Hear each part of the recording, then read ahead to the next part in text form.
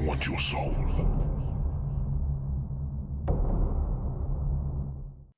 I remember the first time I did heroin like it was yesterday. When I sniffed it, it felt like a powerful, relaxing massage flowing down my body like water. I remember running to the bathroom and throwing up over and over. But I felt so good that I didn't even care. I wouldn't be throwing up the next time I did heroin, though. My tolerance grew rapidly. Within months, the constant sickness became an ingrained fear. And eventually, my opiate addiction would take over my entire life. No one ever wakes up in the morning thinking, I wish I was a penniless, homeless drug addict. No child ever grows up saying that he wants to be a raging alcoholic or a heroin fiend. No one wants to go to prisons, jails, detoxes, rehabs, mental asylums, or graveyards either. But when the addiction takes over, you don't have a choice of what you will or will not do. When the addiction screams at you to jump, you only ask how high.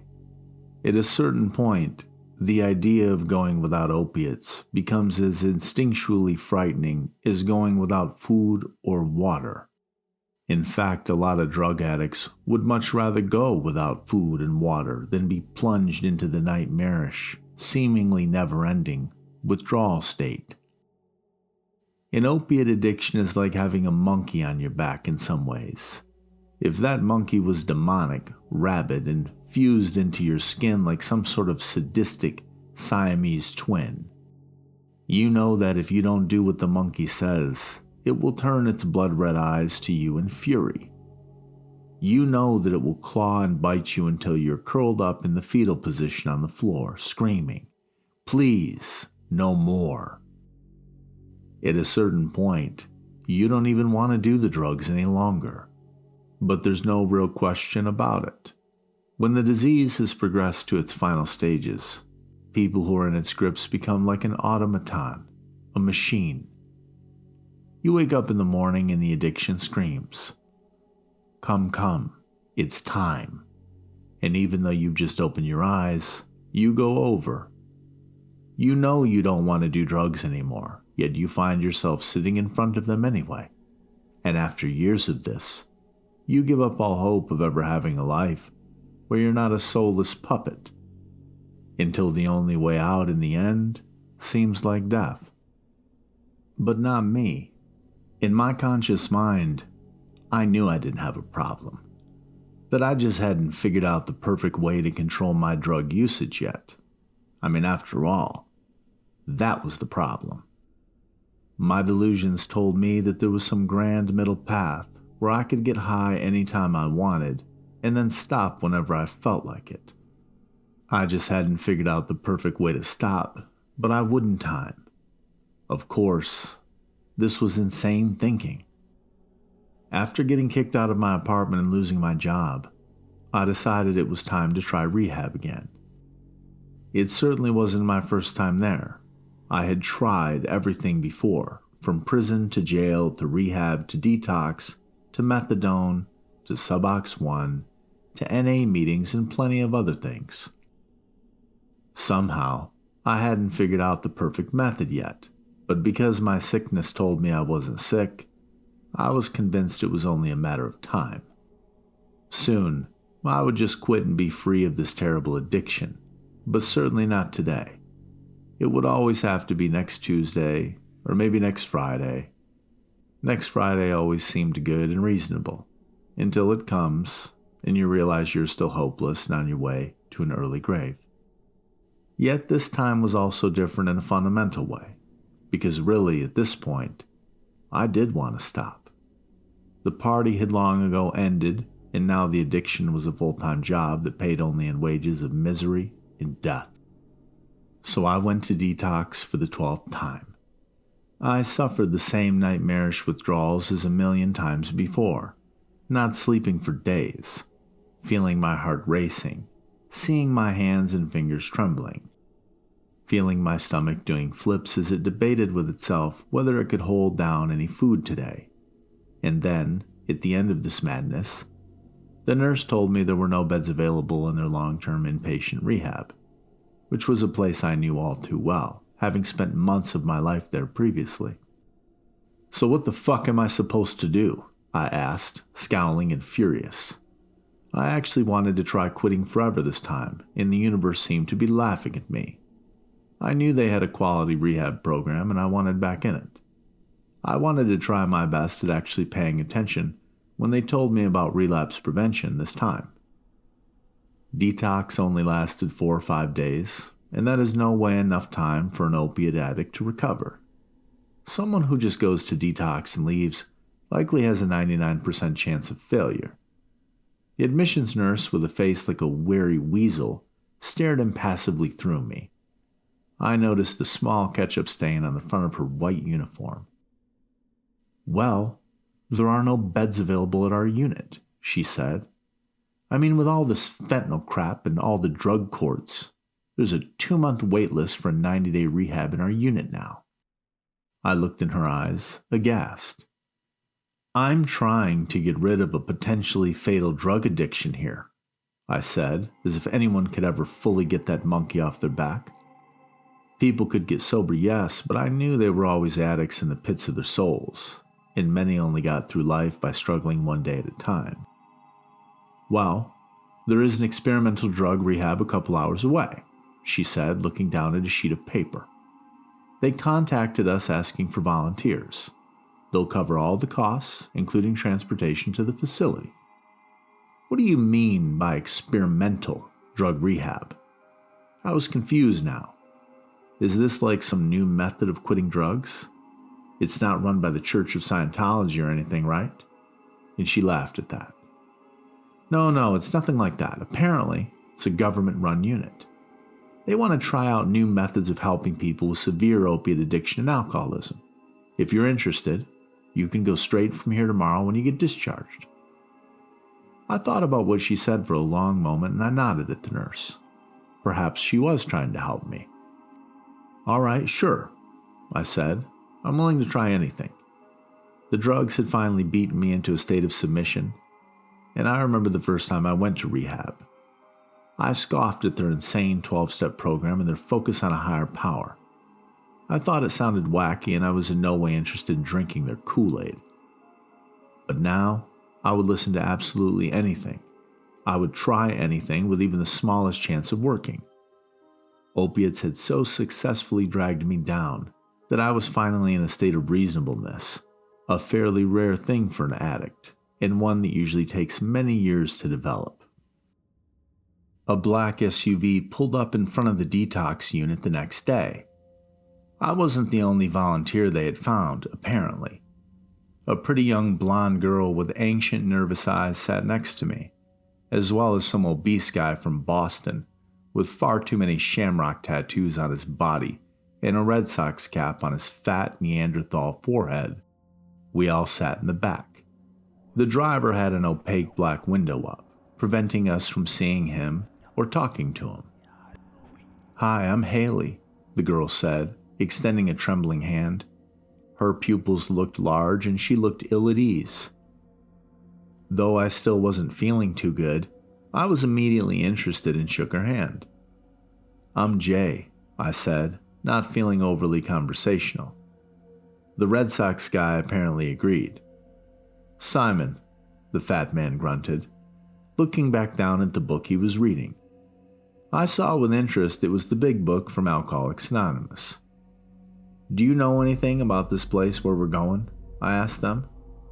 Simon just murmured and shook his head. He didn't look like the conversational type. The girl perked up instantly, however.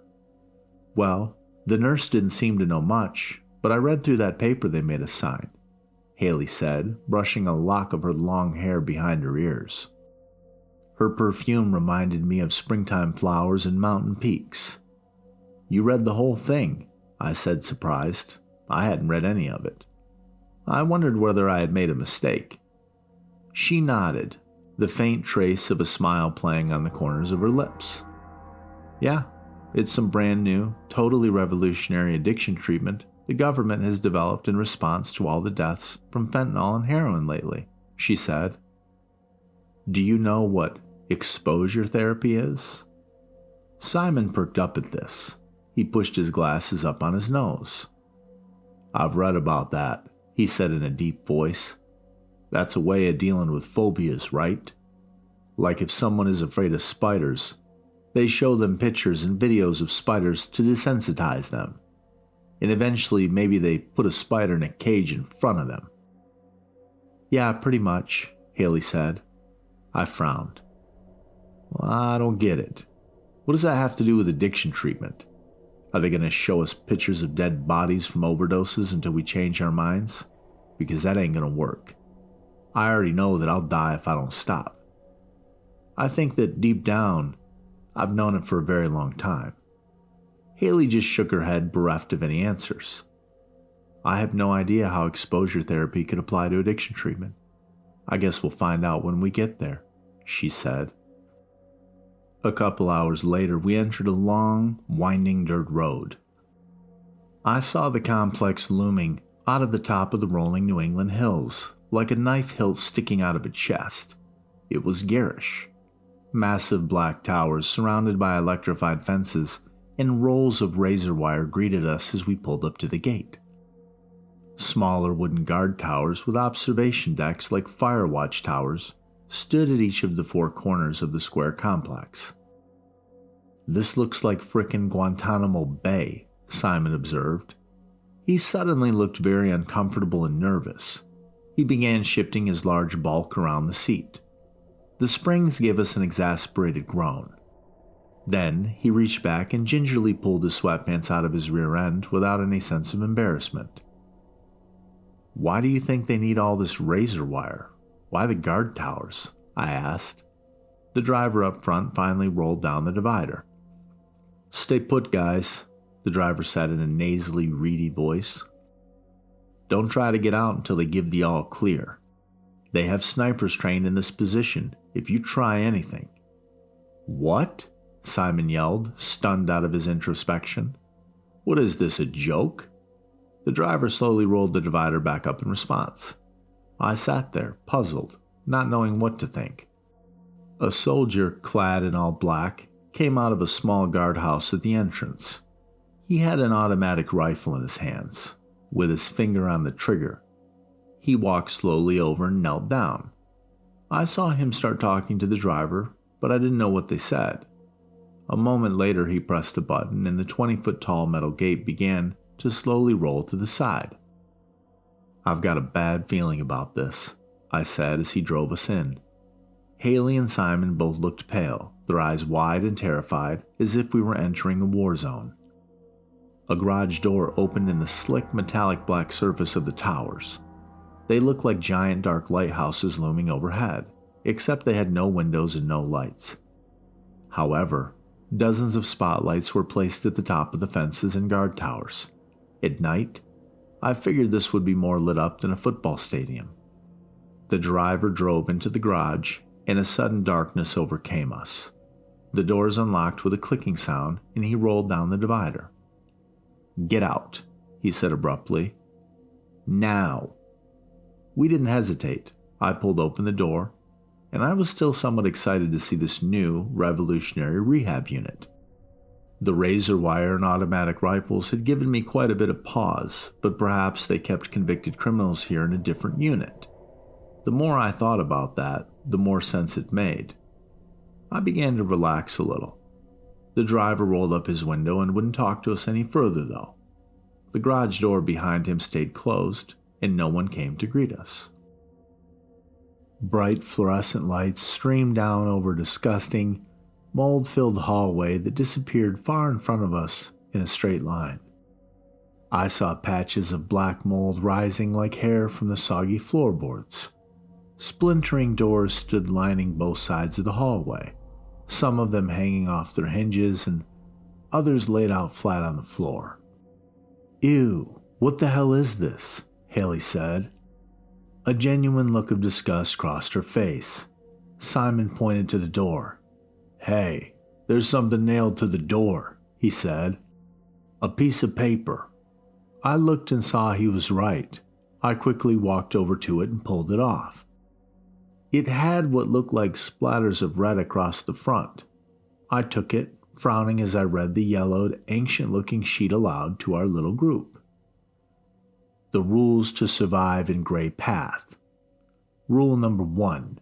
Do not sleep in the comfortable room filled with soft moss and poppies. Rule number 2. If you see the hobo with a mouth across his stomach, you must kill him. Rule number 3. Stay away from the patients in the delirium tremens ward. Anything they see comes true. Rule number 4.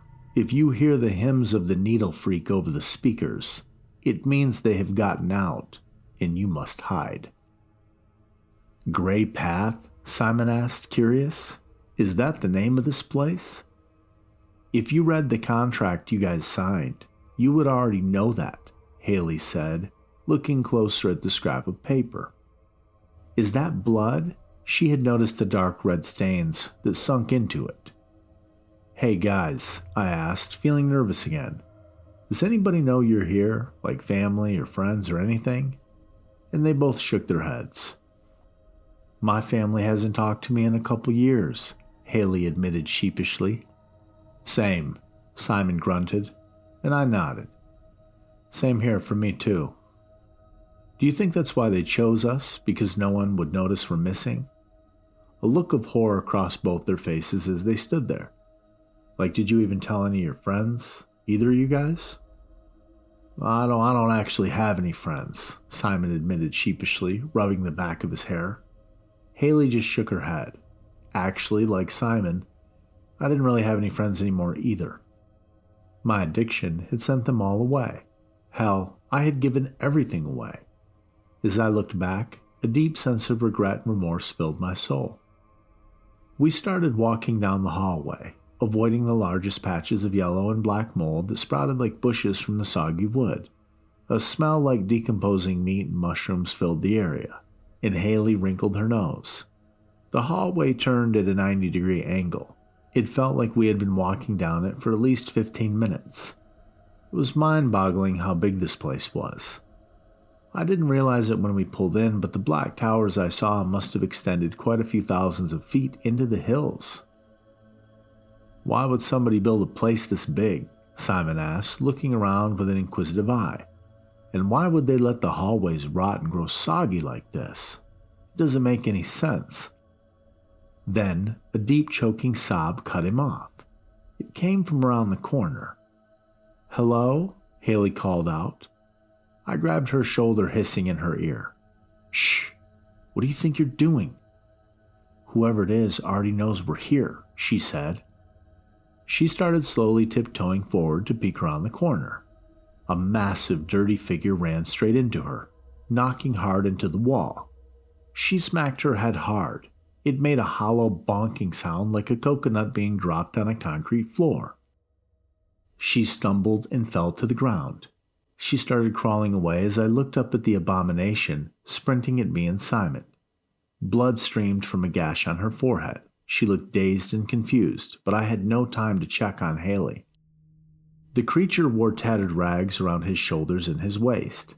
His head nearly scraped the ceiling, about 8 feet above our heads. I saw blood stains and dried yellowish pus all over his skin.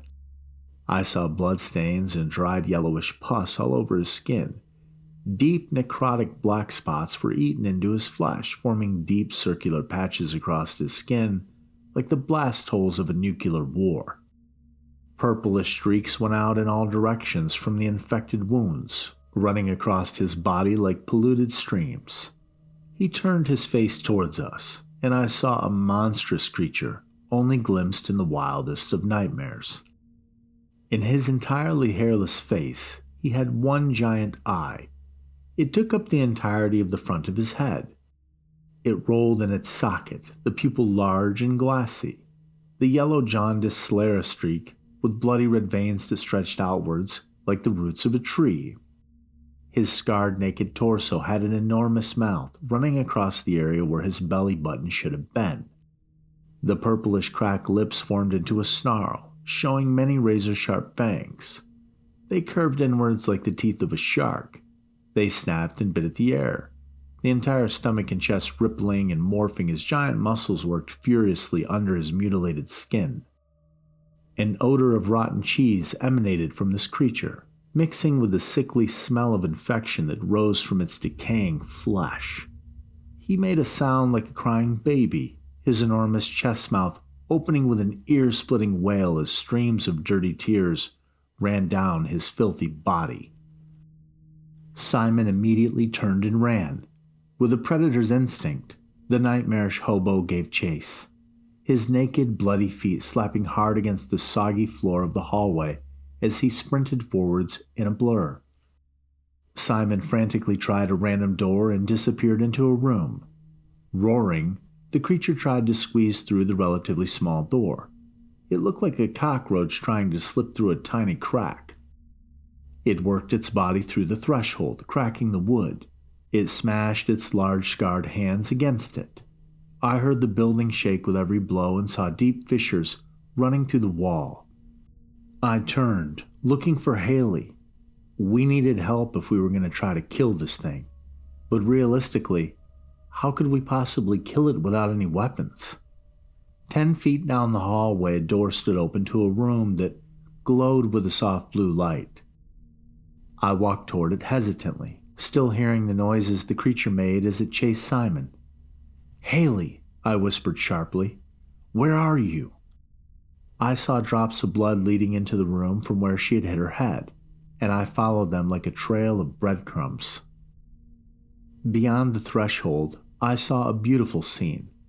Layer after layer of soft green moss covered the floor.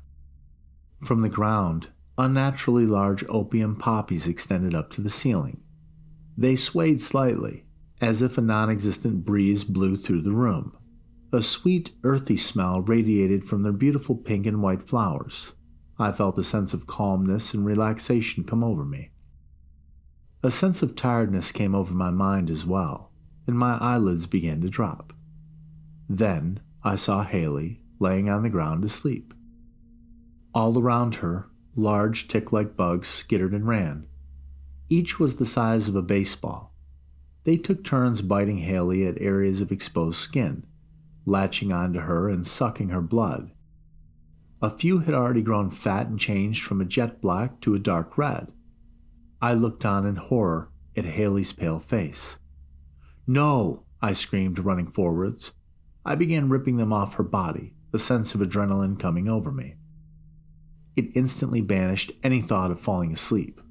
Haley's eyes fluttered open as drops of blood flew from the creature's mouths. I ripped them off one by one. After I had gotten nearly a dozen of them off her, she stood up, dripping blood from countless bite marks. Her face looked pale and her lips slightly blue. She wavered on her feet, trembling. I thought she might pass out, and I held her arm tightly. "We need to get out of here," I shouted at her, as the monstrous black ticks still circled us, trying to crawl up on our legs and bite. I kept kicking on them and stomping them. Their bodies exploded under my shoe like a water balloon filled with dark, clotted blood. Haley and I started to turn when a silhouette filled the doorway. The deranged hobo leered at us inside the room of moss and poppies. He held Simon's decapitated head in one of his filthy hands, the long, dirty nails of his finger biting deeply into Simon's bloodless white skin. He threw it at us, hitting me hard in the chest and knocking the air out of my lungs. I screamed, looking down at Simon's cyanotic flesh and sightless, staring eyes. His blue lips were pressed together as if in an expression of disapproval. I felt more of the ticks trying to climb up my legs again. As the hobo began trying to smash his way through the doorway into the room, getting stuck just like he did before, a desperate idea came to me. I picked up one of the tick creatures, holding it gingerly by its sides. It tried to snap and bite at me like an angry cobra, but I quickly threw it at the hobo's eye. The tick soared through the air in a graceful arc, landing on the hobo's face. Its black spider legs writhed, twisting around the back of his head. The hobo's arms were held back by the door, and his body was wedged in the threshold. He screamed as the tick went for his eye. The hobo then tried to close its massive lid, but the tick's probing mouth parts punctured through. A waterfall of vitreous fluid and blood streamed down the hobo's face. In a panic, the hobo pulled forwards into the room, taking half of the wall with him. It cracked and fell apart with a sound like collapsing bricks. Haley and I then took the opportunity to sprint through one of the newly formed gaps and into the hallway. Blind, the hobo spun in circles as the tick surrounded him, crawling up his legs and his chest. He smashed himself over and over, using his large scarred hands to splatter their insectile bodies all over his skin and the surrounding walls. But more came, and they kept coming. Soon he fell down, wailing with noises like a frantic baby under the army of dozens of enormous mutated ticks. Haley and I immediately ran down the hallway, seeing Simon's decapitated body laying over the threshold of the room he had tried to hide in. With the dying walls of the hobo following us, we fled that pit of horrors, only to find that we hadn't gone nearly far enough. We found a staircase and began climbing. We didn't know where we were going, but we figured if the bottom floor was terrible, perhaps the most top floor was significantly better. The stairs went up 15 stories. The rusted nails had fallen off, and deep cracks like the fault lines of an earthquake ran through the concrete steps. They looked like they were getting ready to crumble into dust. We opened the door to the top floor. It gave a loud shriek of rusted metal. I winced, glancing down the hallway. It looked like an apocalyptic hospital ward, the white walls yellowed with age and stained with drops of dark ancient blood. Smashed windows looked in on empty units with rolling beds. Many had pieces of human skin or deep layers of gore caking their surfaces. A cacophony of white noise emanated from the speakers above our heads, and a hissing of static shattered the silence. Haley and I both jumped. Then, a diseased, raspy voice began to sound over the ancient speaker system of the hospital ward. A lunatic god stares down, black and cold. We eat the bodies of the weak and old. We change ourselves to fit his cries, feeling as our humanity slowly dies. We know that we are dead and weak, and so we all sing the hymns of the needle freak. "Oh God, not again," Haley whispered, her eyes filled with horror. "What's going to happen this time?" I grabbed her hand quickly. "Run, we need to get the fuck out of the hallway," I said as doors slammed open all up and down the hospital ward. I saw dozens of walking corpses slumped forwards, shambling and dragging their broken bodies slowly behind them. Some had marks of car accidents, such as the first young man I saw with pieces of his leg bones sticking out through his skin and a deep gash through his skull. Others looked like they had died of overdoses, some of them still having needles sticking out of their arms. Haley and I quickly chose a random ward and crashed through the door. Empty infant cribs stood all around us. Some had tiny, blood-stained clothes still in the cribs. I saw another door in the back hanging off its hinges. I ran through, finding myself in a private room. A man stood there without eyes, the empty sockets bare and open like two silently screaming mouths. "Oh my God, what happened to you?" Haley screamed, backing up quickly. I looked at the sign above the door with a growing sense of horror. It read, "Delirium Tremens Ward." "They kept coming," he said in a robotic, dead voice. "The spiders crawling on the floors.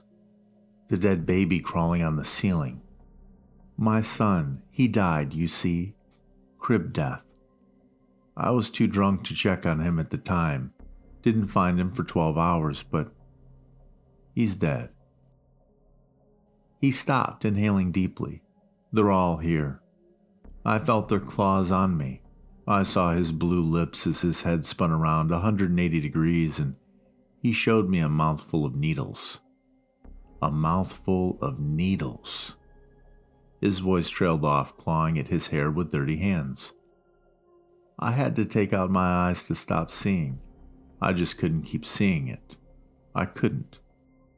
Reality is ripping at the seams, the eyeless man continued, his gouged out eye sockets slowly dribbling blood down his cheeks like crimson tears. It's ripping, and I have nothing to hold on to now. My son won't stop watching me with those dead black eyes of his. Please, make it stop. As he spoke, I saw something crawling above us on the ceiling. I looked up. Into my total horror, I saw a dead baby. He clung to the ceiling like a spider hanging upside down. His stiff limbs reached forward, dragging himself along and wailing. His head began to spin around until it was completely backwards. The skin on its neck spiraled around in a sickening way, and the baby gave a hiss like a snake. Its pure black eyes flew open, and it showed a mouth filled with thousands of black needles that shimmered like obsidian under the flickering fluorescent lights. Haley then walked forward calmly, putting her hand on the man. From the room full of cribs, I heard shuffling and groaning. I knew the corpses were getting closer. Your baby has found a way out, Haley said comfortingly. A door. Can you see it? It leads to beautiful rolling hills and open fields filled with flowers. Upon hearing Haley's words, the man's face seemed to slacken. I looked behind us, seeing a dead, naked man approaching. He had black, garish stitches running down his chest and countless scars from shooting drugs all over his arms.